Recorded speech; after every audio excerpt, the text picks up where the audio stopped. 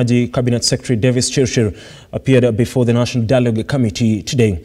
Now, Chirchir said that Kenyans should brace themselves for more pain at the pump as the Israel-Hamas war could push prices to 300 shillings per litre.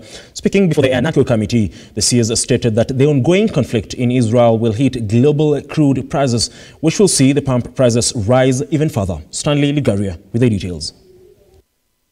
As Kenyans adjust to an already tight belt as far as the cost of living is concerned, times are about to get even tougher. The Hamas-Israeli war continues. In the coming months, we are likely to see an accelerated increase in the prices of petroleum product, and that could go as high as $150 per barrel. While appearing before the National Dialogue Committee to weigh in on the cost of living conversation, Energy and Petroleum CS Davies Chirchir says Kenyans should prepare for tougher economic times ahead, saying the price of fuel product is expected to rise to up to 300 shillings per litre of petrol, following the ongoing war between Israel and Hamas. That's talk to the pricing is likely to go to $150 per barrel in the coming months. And that, when you bring to the litre in the market, is likely to really continue accelerating the price to the litre at the pump, and it could go as high, it could go as high as $300. Chirchir was appearing together with the Treasury CS Professor Njuguna Ndung'u and PS from the State Housing Department PS Hinga, who made recommendations on the housing levy and the cost of living. Professor Njuguna Ndung'u described to the committee that the difficult economic times witnessed are due to the importation of food and fuel products, as well as the wrong policies taken in the past, such as subsidizing the importation of ready-made food and not production. In times of crisis right now, we are looking for anywhere to slash. But most of the ministries and departments come and try to defend their budget very hard. We don't want to have that kind of connotation that we have institutionalized corruption. And this is not even corruption. You're calling it budgeted corruption, but this is actually theft of public resources, if at all it was taking place.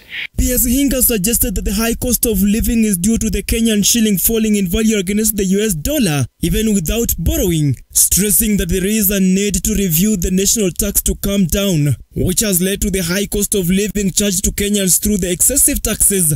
So our currency is devaluing, we have high inflation, we have rising interest rates, we have uncertainty that is there in the market.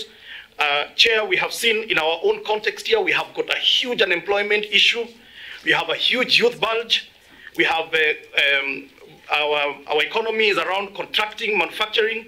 We have had prolonged drought. We have had serious impact from COVID.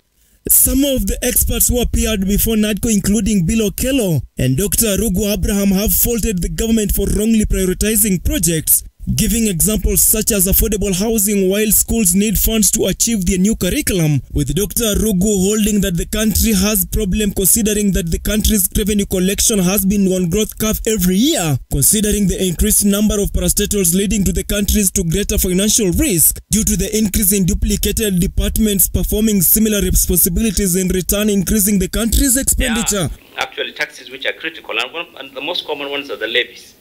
These levies are called levies, but they're in forms of taxes, and they're not being used for the purposes for which they were originally intended. This is why I say some of those levies need to be reviewed and need to be removed. We lose 2 billion every day. If you do the math, if you were to cursory look at that figure, 2 billion per day gives you about 710 billion in a year. That gives you almost the deficit that we are talking about. I think a lot of these state-owned enterprises need to run on a business model. You don't make a profit, you don't run, you shut down. Stanley Lugaria, Look Up TV. Now, just to get